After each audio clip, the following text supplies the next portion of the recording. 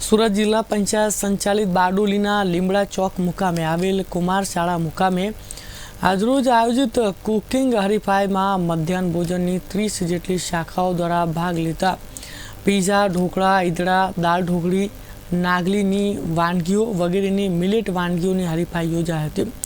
બારડોલીના પ્રાંત અધિકારી deputy collector Jigna Parmar, પ્રાંત અધિકારી ભવદીપસિંહ જાડેજા तथा अन्य महानुभाव वगैरह उपस्थितिમાં महिला संचालकों द्वारा बनावायेली विविध वानगीओनुं निदर्शन योजायुं हतुं।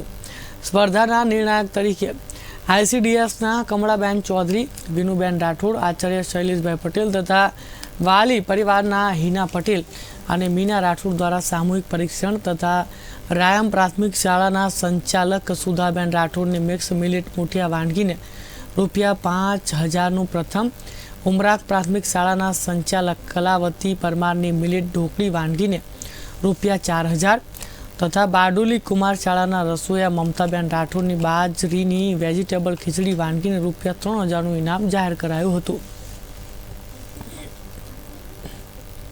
पीएम पोषण योजना मध्याह्न भोजन योजना में कुकिंग स्पर्धा राखवामां आवी छे। प्रधानमंत्री पोषण योजना में आपणे बाळकोने सारामां सारुं भोजन आपणे आपी सकीए અને સારું ધન મળી શકે એ હેતુથી આજે આ કુકિંગ સ્પર્ધા યોજવામાં આવી છે। અને આ સ્પર્ધામાં મિલેટ્સ ધાન્યોનો ઉપયોગ કરીને નવી નવી વાનગીઓ બનાવવામાં આવી છે, જે ટૂંકા સમયમાં અને ઝડપથી બની શકે અને બાળકોને ગરમ ગરમ નાસ્તો મળી શકે એ હેતુથી આ સ્પર્ધા યોજવામાં આવી છે।